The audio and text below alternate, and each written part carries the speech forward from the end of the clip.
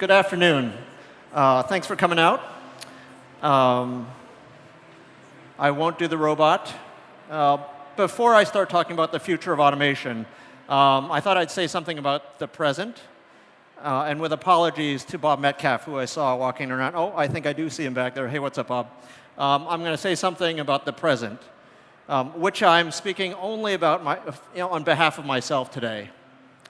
As the son of two immigrants who've devoted years of their lives to the practice, training, and science of medicine, I am shocked and appalled and outraged at the announced policies of my government that will only reduce the health and safety of people who need health and safety the most.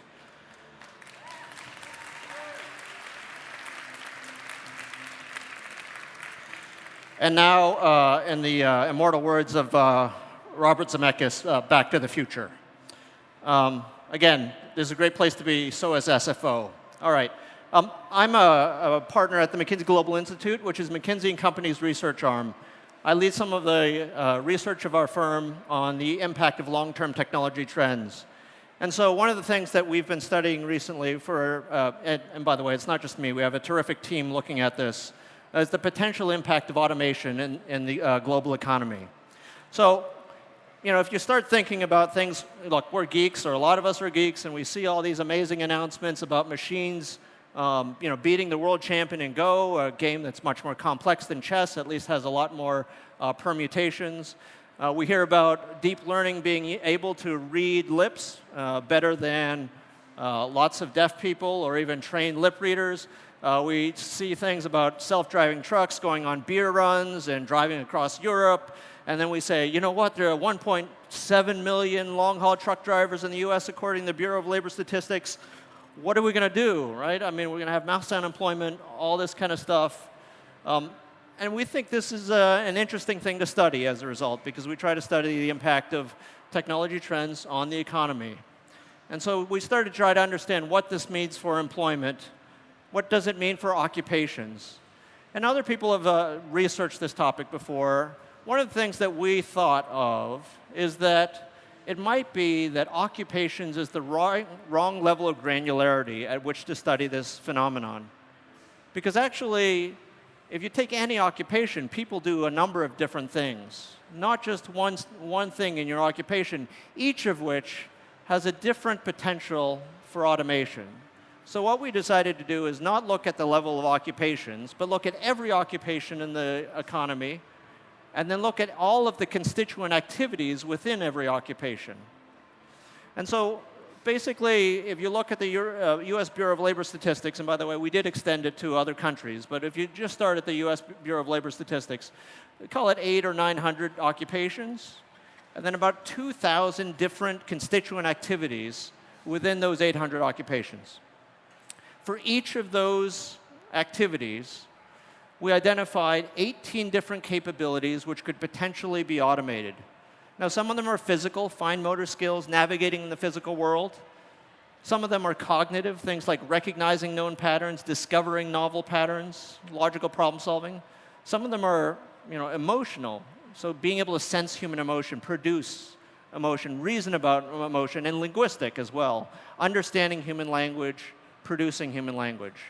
And for each of those 2,000 activities, we tried to score it against those 18 different capabilities at what level was needed in order to successfully perform that task. So for instance, for driving, you generally don't need a lot of linguistic ability, except maybe reading road signs, et cetera, et cetera, et cetera. And then we compared that level for each of those 18 capabilities against technologies which had already been developed. So whether they're in corporate research labs, academic research labs, products you could buy commercially, et cetera. And when you do that comparison, in theory, roughly 49% of all the activities we pay people to do in the global economy today could be automated by adapting currently demonstrated technologies. By the way, remember, that's not occupations. That's activities. But roughly half of the things we paid people to do in the economy today could be automated by adapting currently demonstrated technologies. which, well, that's a lot, right? But then when we come back to this idea, but is that occupations or activities? Less than 5% of occupations have 100% of their activities that can be automated. And that totally makes sense, right? It's very rare that you'll be able to take somebody out of a role and put a robot in its place, despite what my freshman dorm thought, or be able to take out, a person out of their role and have an AI do everything that the person used to do in their job. Rather, almost everybody's occupation, almost all of our occupations have a significant percentage of their activities that can be automated, partial automation of occupations. In fact, about 60% of occupations have over 30% of activities that could potentially be automated. By the way, feel free to take pictures, but you could actually download all of this stuff for free off the web, the report off the web. So again, it's in 140 pages. You don't have to read it all. Just read the executive summary. But again, almost all of our occupations potentially could be affected by these technologies. Now, when we think about occupations and when we think about automation, we're usually drawn to and usually think about low-wage, low-skill, frontline activities and occupations. And that's true, right? So on the x-axis here are wages in the US economy. The y-axis is the technical automation for potential by adapting currently demonstrated technologies. And yeah, there's a lot of stuff in the top left-hand corner, which is basically low-wage activities and low-wage occupations. Each dot is an occupation. Low-wage occupations that have a high percentage of their activities that can be automated. But what's interesting is even high-wage, high-skill occupations also have a significant percentage of their activities which can be automated. So this will affect everyone, right? And increasingly, it's affecting people not only who are doing physical things, but also being paid to do cognitive things. So if you look at those, all of those activities, those 2,000 activities, we recategorize them into 7 broad categories. And out of those 7, 3 of them have an unusual, not unusual, but a rather high potential for automation.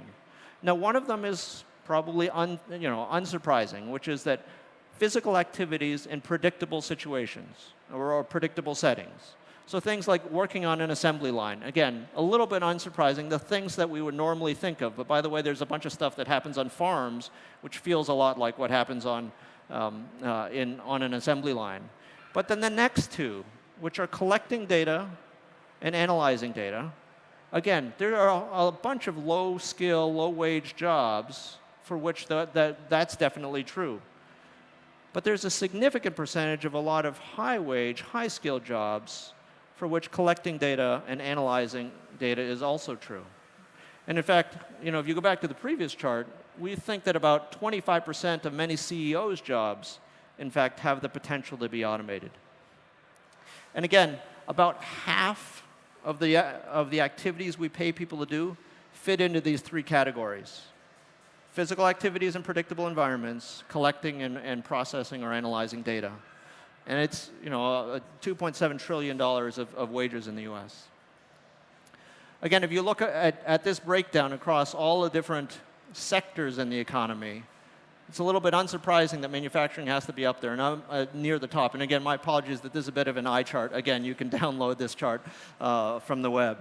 But again, there are some other sectors here which are near the top: transportation and warehousing, agriculture, even accommodation and food service.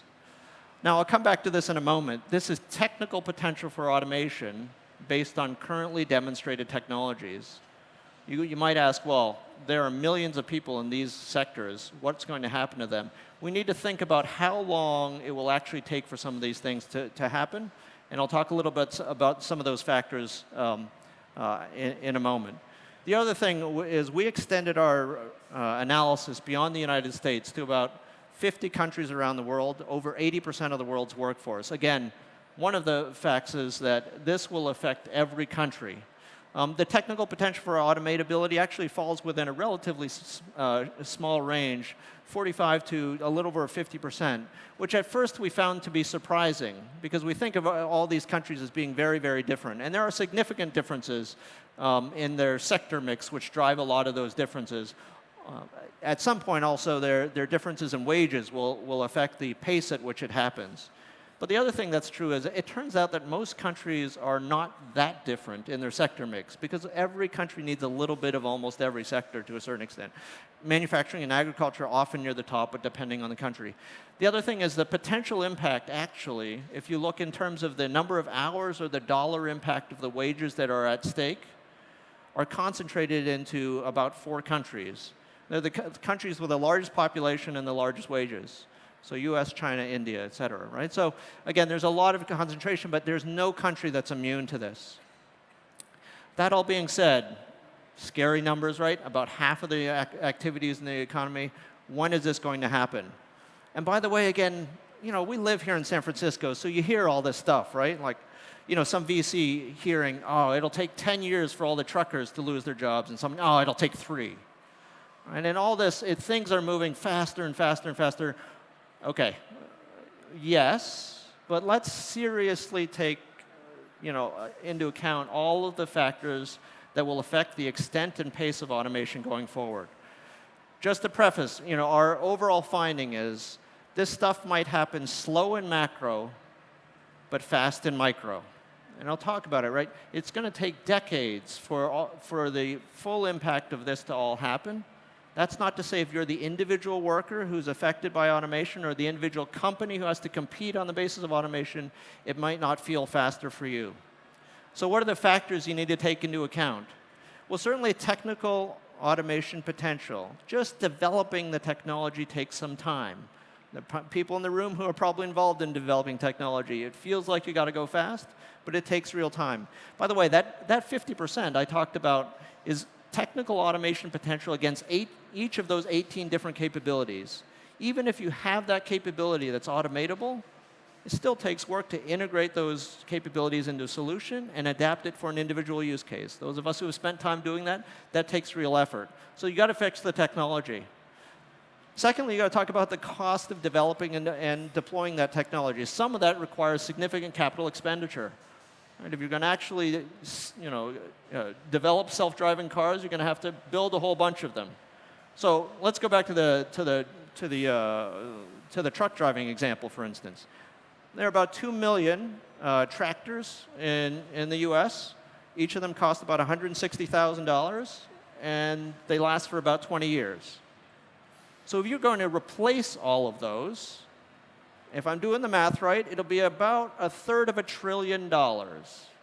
So if Mr. VC, and I think it was a Mr. VC, wants to actually replace every truck in the US, show me the 100 billion this year. So the cost of actually developing and deploying this technology is real. Then you also have the actual cost of the labor that you might potentially have to compete against. And so if we come back to that thing about the fact that the technical potential for food service and accommodation is very high, you also have to look at the wages in food service and accommodation before you decide that that might be automated. That being said, there are other potential benefits of automation other than reducing labor costs. In many cases, the other benefits are larger than reducing labor costs. So sometimes you have increased throughput, increased quality, reduced variability, et cetera, et cetera, et cetera. All those go into making the business case for whether or not automation actually makes sense. And by the way, there's usually some uncertainty, particularly early in any technology cycle. And then finally, even if the business case appears to be positive, we know from history, if you look at any technology, it can take 8 to 28 years between the time of its commercial availability and the time that it's fully deployed. Or we all think, oh, Facebook, it happened so fast. And Facebook has been around for over a decade, and still not everybody's using it. Not that everyone necessarily will use it, but again, taking seriously how long it really takes for technology to be developed, for the economics to work out, and then finally for that adoption curve to actually happen, basically means the following. And again, we're humble enough to know we can't predict the future, right? So we have huge error bars around the scenarios we developed. We developed a series of scenarios looking at how long it will take for technology that's been developed to actually happen. So if you look at this, on the left-hand side, on the y-axis, is the percentage of the world's activities that potentially could be automated, and the x-axis is an obnoxiously long time period because It's almost a century. So that gray S-curve, wide S-curve on the top left-hand corner, that's technical automation potential. It starts at 50%, right, which is what I just said. And then we have a bunch of scenarios for how quickly technology might continue to develop against those 18 different capabilities. That's why it keeps moving up and to the right. That big blue thing shows a bunch of scenarios about when automation might actually occur, when you take into account not only the technology potential, but the requirement to adapt for individual use cases, have the business case actually work out, and then finally have the adoption curve work out. And what that basically says is, in order to reach that 50% potential, it could happen, the middle of that range is 2055, which is about 40 years from now, or 10 presidential terms. Now, our scenarios actually vary plus or 20 years from there, right? So it could happen 20 years earlier, 20 years later, but it won't happen tomorrow. So what does that mean? There's time to adapt as we adopt. So it will be important to do that. And by the way, I said slow in macro, but fast in micro. Again, 5% of the world's activities, that's a huge amount. So again, it's not that you can sit around and wait till 2055. We need to start doing things now. In fact, I'm going to make the point and make the case now that not only can we do something now, it's actually incumbent upon us to do so. So again, people worry a lot about mass unemployment because automation will start to do activities that we currently pay people to do. Our point of view is that the thing we shouldn't be worried about, because people are talking, universal basic income, we're going to have a surplus of labor, everybody's going to be out of job, we're all going to be sitting in Dolores Park, how are we going to keep people alive? Right? No, we actually need everybody working in order to achieve the economic growth that we aspire for ourselves and for the next generation. By the way, we need everybody working of all ethnicities and nationalities, but we need everybody working. And so let me make that case. If you look at the past 50 years, about half of the sources of our economic growth came about because of increases in employment, the number of people working. Population has been increasing, more women working in the workforce. Basically, we have more people working, therefore more economic growth. And about half of the sources of our economic growth are because of productivity growth. We've used technology, we've used management innovation in order to increase the amount of output that everybody has for every hour that they work, every year that they work. What's going to happen to half of the sources of our economic growth, which is employment growth, in the next 50 years? We're all aging. Countries are aging around the world. It will basically fall off a table. We're going to lose half of the sources of our economic growth in the next 50 years. Demographics is destiny. In other words, if we don't accelerate productivity growth, if we don't accelerate the amount that we produce for each hour that we worked, the next generation will not have as good lives as we will, simply because we won't have enough workers. And so our argument is we need we need all the robots and people working next to them in order to achieve the economic growth that we need. Otherwise, we run into this. We basically don't have enough workers. So this is a bit of a complex chart, but again, if you look at the bottom is the number of people that we expect to see in the U.S. workforce going forward. The curve that moves up and to the right there is the number of people that we'll need in order to have the economic growth that we need. We simply don't have enough workers.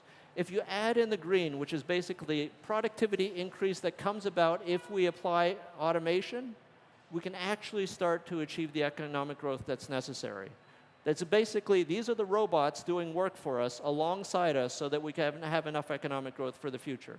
So again, what does this mean?